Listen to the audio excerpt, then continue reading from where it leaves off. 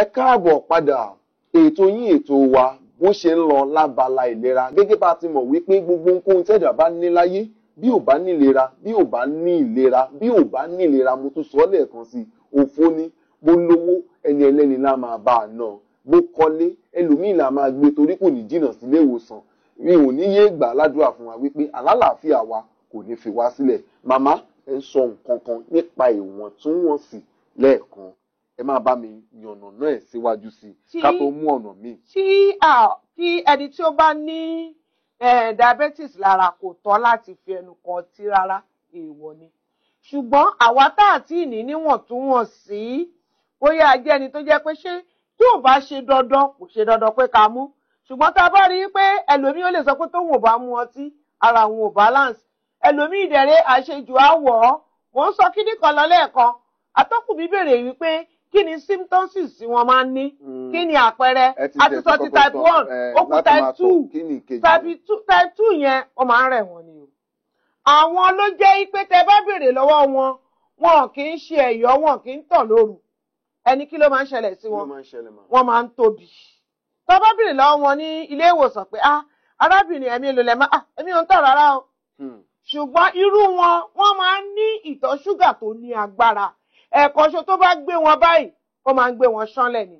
Àwọn symptoms tó máa ń nípọ̀ o. Ẹlòmíì ṣe rí àwọn type 2 yẹn, ojú wọn máa ń ṣú, òyì máa ń kọ́ wọn, apá wọn á máa gan, ẹsẹ̀ wọn á máa gan. Àwọn ní type 1 náà, wọ́n máa ń ní pajápajá, ẹ̀jẹ̀ wọn máa ń dry.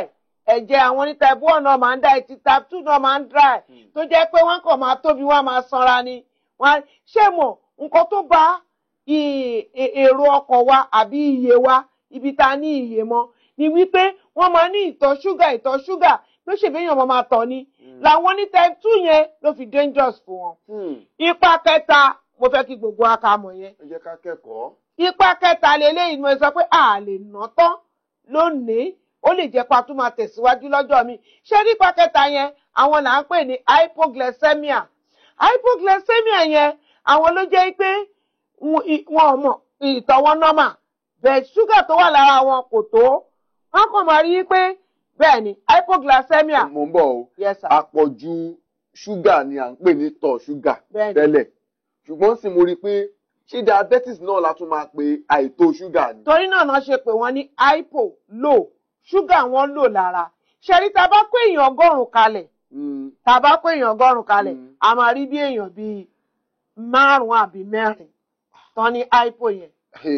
Ìyẹn lọ ṣe sọ wípé àyẹ̀wò ṣe kókó ṣe pàtàkì. Ǹjẹ́ àyẹ̀wò ṣe mọ̀ pé máa ń sọ kíní kan lórí ètò yìí, mo ní máa ń gbóṣùbà fáwọn ìjọba. Ṣé pé ó ti dá primary health center sílẹ̀. Téèyàn bá lọ tó lọ ṣàyẹ̀wò, tó ṣètọ̀ ṣúgà, tó ṣe ti BP, tó ṣe ti weight, ǹjẹ́ kò ní mọ ibi tó ń kù sí. Àti ẹ̀ ń kálukú ní láti ẹ̀ ti mọ ibi tó wọ̀n.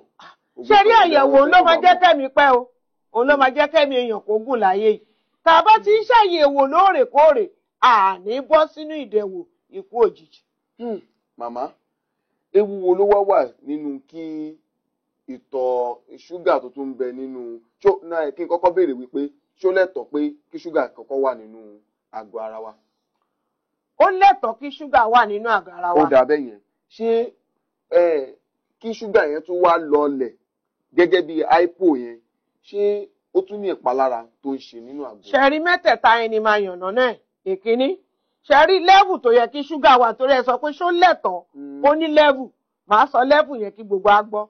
Ṣẹ̀rí kíní kan ta fi ń tẹ̀sí ṣúgà wò, ta fi ń monitor ẹ̀, ó wà tó jẹ́ pé oníkálùkù ló yẹ kó ní lọ́wọ́.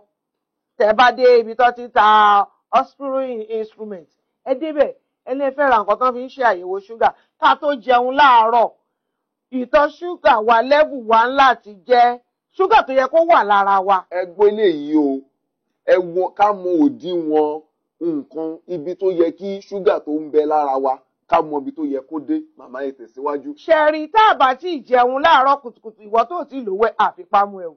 Lọ sí laboratory lọ wọ̀n ìwọ̀n ṣúgà tó yẹ kó wà lára. Ṣẹ̀rí ṣúgà yìí òun là máa ń pè ní strength, agbára ni.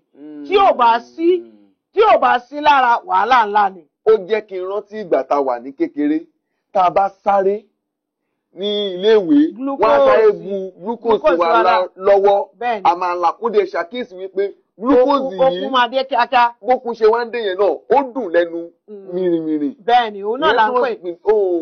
ṣùgbọ́n ṣe ó ṣẹ̀ṣẹ̀ wá fẹ́ máa yé mi bẹ́ẹ̀ gẹ́gẹ́ náà àwọn kan náà wà nínú ilé tó jẹ́ pé wọ́n wòye pé sugar level yẹn náà òun náà ní ipa tó ń ṣe gẹ́gẹ́ bí okun lára kò gbọ́dọ̀ tó wá pọ̀ jù kò gbọ́dọ̀ pọ̀ ju protein lára wa lọ tó bá ti pọ̀ ju protein ó ti ń bọ́ sí nǹkan míì àwọn iṣẹ́ burúkú tó ń ṣe lára pọ̀ tákòókò bá gbà wá àyàn ọ̀nà náà tí ò bá gbà wá tún ti síwájú wọ́n fẹ́ sọ level yẹn kó yé wa ṣé rí ṣó ló yẹ ká lọ máa ṣe level wa ní ẹ̀ẹ̀kan lóṣù ṣe gbọ́ mi.